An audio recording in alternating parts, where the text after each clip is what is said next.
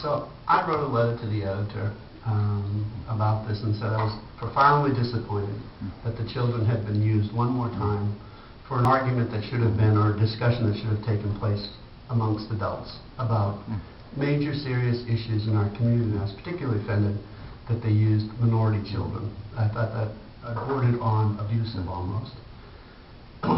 The next week, my wife says, "You got to read the paper." I said, "Why?" She said, "Harry Judd, a fellow selectman, has really come after you."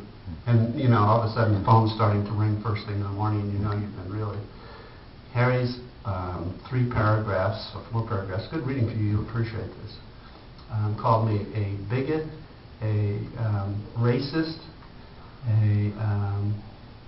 a couple other names, and said I owed the town an apology and that I should resign from the board, and all the other board of selectmen hated me, and went on and on and on. So my first thought was, I'll sue this anyway. And then I thought, now, let's not do that. Let's take a week and think about this. In that week, someone else wrote an editorial, vigilant tax protector, I like to say, wrote a wonderful article laying this guy out, and then I wrote an article saying, when in the world did trying to protect children become a political offense where someone is branded as a racist, a bigot, and something else, I forget what it was. So I don't know where that's all going to go. There were 2 more articles this week supporting me. I think there are going to be 3 or 4 more next week supporting me. This is the kind of thing that you run into if you take the gauntlet. If you run the gauntlet of saying, listen, I'm going to question expenditures in my town. This is the kind of thing you can expect. I mean, they will come after you, and they will do it viciously. Tom, I missed this. You said that the daycare centers, there are 2 that are funded by your town, and then there are others that are private, and they're all getting money from the town? No, one's funded by the town. Okay. And and there's even more to that. Why are they funded by the town, you might say? Because they started off as private not-for-profits. Well, it seems like they filed 2 sets of incorporation papers and couldn't find any of the history. In fact, nobody knew where the money was even going for this, and it was in a town building. So one town administrator said, well, I'll save the day.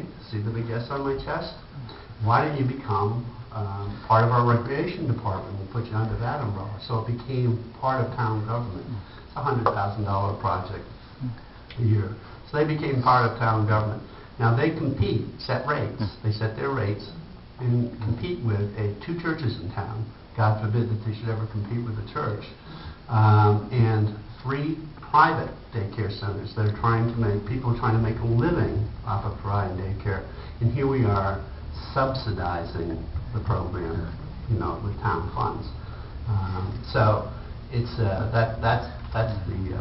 that's one of the issues I started to tackle this year. There are a couple others too.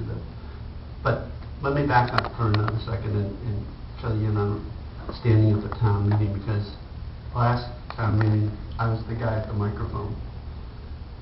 And because I knew Ed Neal and Howard and others, I knew I was in for a rough time if I proposed cutting taxes. So I had just been elected selectman.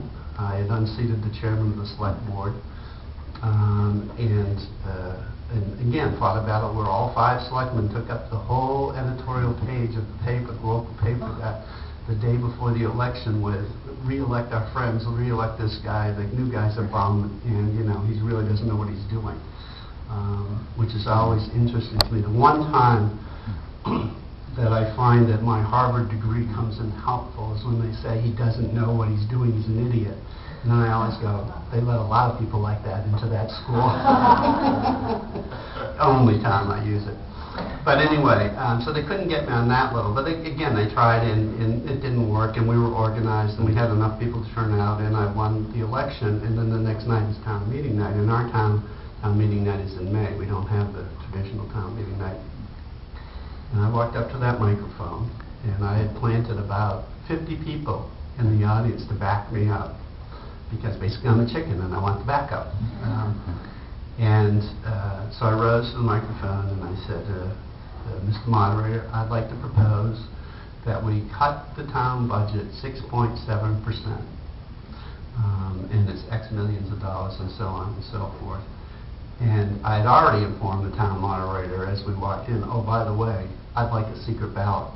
Usually it's a show of hands, and everybody in town looks at everybody else in town to see what they're doing. Secret ballot's a much better way to get this done. So he was ticked off because he didn't have the ballots prepared. He said, if you'd only let me know a week ago. I said, if I had let you know a week ago, I said, I wouldn't win this vote tonight. And he knew it. So anyway, the bottom line is we passed that, and we've made the cuts, and it became, that really became World War III. So a lot of votes in town, we have 5-member select board, a lot of votes in our town are 4-1. They keep saying to me, but why don't you mind being in the minority? And I say no. And they say things like, you're never going to get reelected, and I say, that's fine. And they say things like, you don't have a lot of friends, you know, you're not making friends. And I say, I have plenty of friends. I have a family, I have friends that come to my house all the time. I don't need any more friends, thank you very much. So I haven't backed down, and certainly the coalition has been, Ed and crew have provided me with a great deal of information whenever I've needed it. It's a great organization to belong to. It is bottom-up. In the way that organizations often talk about but never achieve. There is a woman who isn't here tonight who organized the Hopkinton effort, and she wrote me an email the other day saying she's quitting, she's done, she's had it, she's fried, she's been insulted enough, and I just wrote her back saying, you know, did you see the headlines in the paper? Hopkinton limits its budget to 0.73% increase. Your work was done, it was worth it. Lots of times if you're a tax advocate or activist, it's lonely out there. And the New Hampshire Coalition is a great place to come and get some solace and get advice. And they do help you with tax assessments. If you think your assessment is wrong, Ed Neal is just incredible. He's gone to the Superior Court several times to file cases, and he's not a lawyer. He's a lumberjack kind of guy. And he wins these cases. I mean, it's kind of, he's going to be folklore someday. We'll be talking about the FAO. Yeah, exactly. Exactly. It's all cutting down the trees. Tax trees. That'd be great. We should do a children's book. Ed Bunyan, you know?